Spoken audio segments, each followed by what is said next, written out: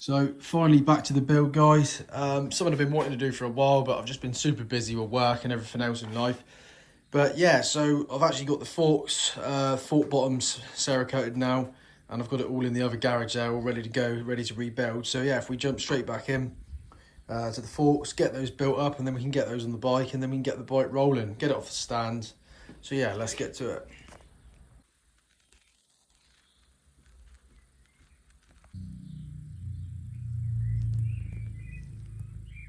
The seals consist of oil seals and dust seals. So obviously first we're going to chuck the oil seals in, and I'll show the correct way to do these. So the seal has this face in the front, and then we've got the sprung side underneath. So the piece with the spring in is going to go in like this, and it's going to sit face up like that inside the fork. Now I've got a bit of red rubber grease here, so I'm going to wipe a bit of this onto the seal. This just helps it seat a bit easier. Coat that all the inside as well, so when we go to slide the stanchion in a minute. So grease the whole thing up. So this metal ring actually goes in first. There's a rounded and a flat edge on it, so we'll put it in like that with the flat edge down, and then the seal can then go in on top. Now I happen to have this big piece of tube here, so we can just use this to knock the seal gently into place, making sure it's straight. So I've literally just taken the other tube out off camera. We're just going to repeat the process with this other tube here. So off camera, I've just knocked that seal into place. Same again, got the washer underneath, the shim, sorry. And we've got the clip. So I just like to seat the clip in the bottom. And then with the screwdriver, just work it all the way in until it pops into place. So up next we can fit our dust seals, and with the grease I'm just going to grease those up again just for good measure.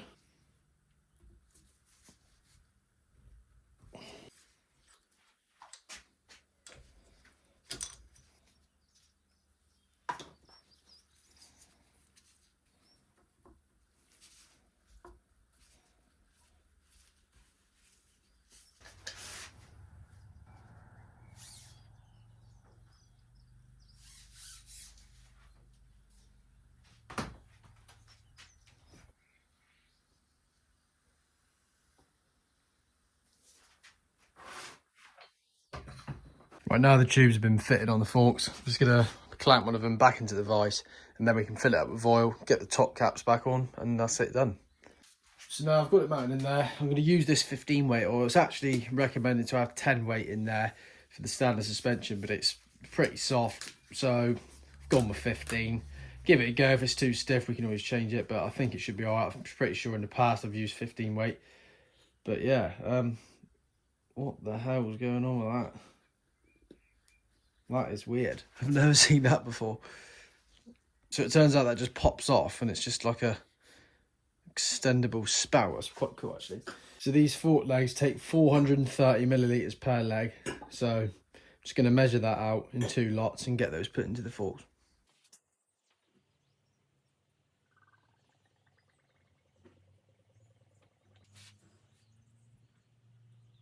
Now what I've actually just done is I've gently primed these a few times just to get any air out, and there doesn't seem to be any air coming out now. So the next step is we can get the top cap fitted, and I'll show you how we do that. So yeah, we get our top hat, and that just gently presses in like so, and then we've got these 2 half moon spacers, and then they integrate into this cutout here and then fit into the top cap.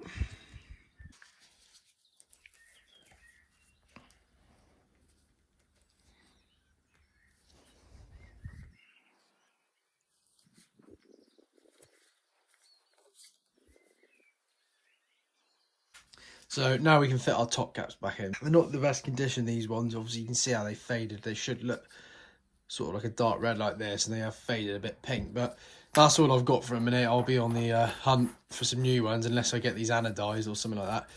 But they're not going to stay on there like this, so I'm going to change them.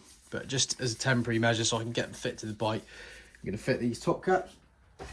So yeah, we'll do those up and then we'll move on to the next fork leg and repeat the process.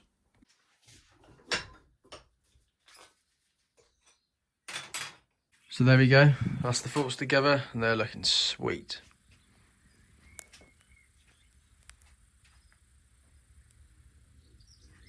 Right, well now we can get the forks mounted onto the bike and see what they look like. So we'll start with the right side first, which is the caliper side, and this is the dampening leg. We'll get this one fitted into place.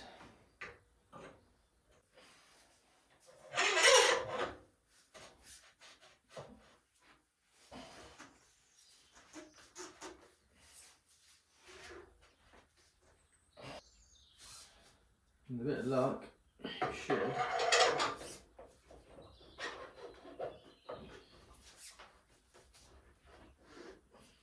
There we go. So that's into position now. And that is looking sweet.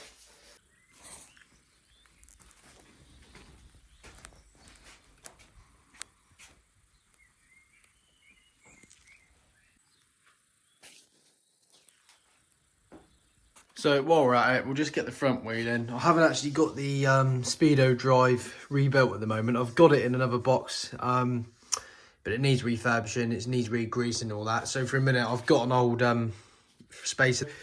So I'm just going to throw that in for a minute just to get the wheel on. Got quite a nice spindle and nut here that I replated a while ago, so that's all nice. So yeah, we'll just throw the front wheel in and then at least we can get the bike rolling for a minute.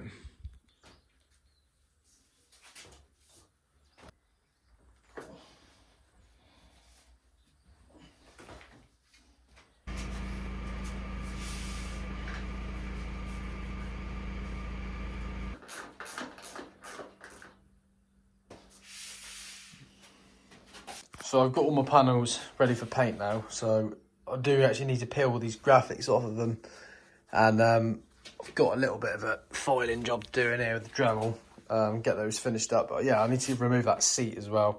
I'm going to get those dropped up to Art Attack Designs, and he's going to repaint those and fit the Chesterfield graphics for those as well. So what I've actually done now is I've laid the wiring loom out so I can see everything that's going on. So what I've actually started doing now is bunching together the parts of the loom that separate off, and then I've got to separate all these pieces out of the loom. So what I'm going to start doing now is I've got this fabric tape. So this is the proper wiring loom fabric tape, so we can start wrapping some of this on and get it tidied up. So off camera there, I finished off brake cleaning these connectors, and I've just taped up this first part of the loom. So I just need to work my way back now, remove all this, and then clean it up as I go, and then carry on wrapping that. So something I've just noticed on one of these plugs is there's quite a bit of damage there. It looks like it's melted through at some point. So I've actually got these brand new plugs here for the solenoid, that is. So I'm just going to change that one out now and get that fitted. So that's the old plug removed and the new one fitted on the loom. It looks a lot better.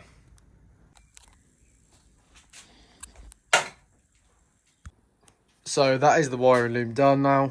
It's looking sweet. All the plugs are clean, all the wires are degreased, everything's looking mint. All taped up properly, and yeah, that is ready now to get fit to the bike. So next on the to-do list, I'm going to get these switch gears stripped down, get them all refurbished and cleaned up, get all these connectors sorted out and all the wires cleaned as they're absolutely hanging. So yeah, we'll get those stripped down, do these, and then we can get those fitted on the handlebars. So I've actually got a choice here between these two switch gears. You can see the green markings on here are much better. It's actually really nice condition, this one, even on the horn there as well, whereas this one's worn off. So we'll go for this one. So after a lot of cleaning and degreasing, I've now got these switch gears in really nice condition. I've got all in every little area. I actually used a paintbrush and take the end up to make it a bit stiffer, and then you can like detail all in around all the little tight areas with brake cleaner, and then I've finished it off with a GT85 style spray.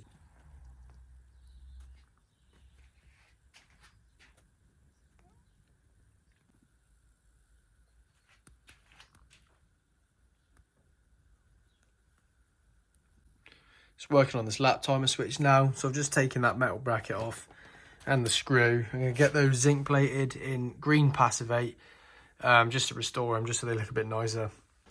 So now I've got all the switch gears and clocks cleaned up, the wiring loom's done, we can now get that mounted on the bike. So the first thing I want to do is sort these spacers out on here. If anyone remembers back to the first episode, we designed and 3D printed some spacers that fitted into here for the front subframe.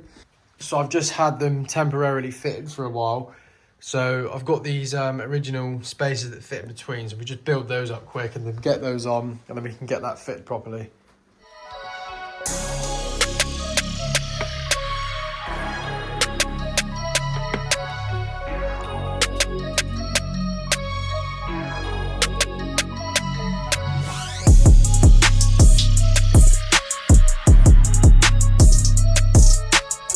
Super tight now, really nice fit. I've actually got the original bolts that I've refurbished here, so you can get those fitted now and fitted.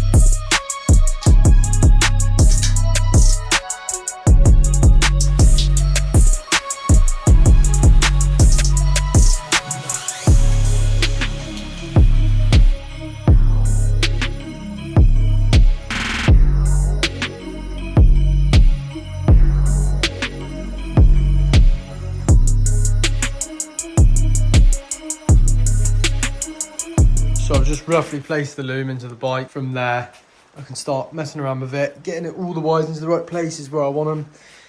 And yeah, it's just really, just getting it all neat and tidy now, really. So that's tidying up really nice now, just getting it routed all correctly. And that's all routed in there. So next I can just connect these clocks up, get those connected. Yeah, and then I'm thinking about getting the CDI rave control box and the regulator rectifier all bolted into place in the back, and then get all that wiring tidied up and all bolted into place.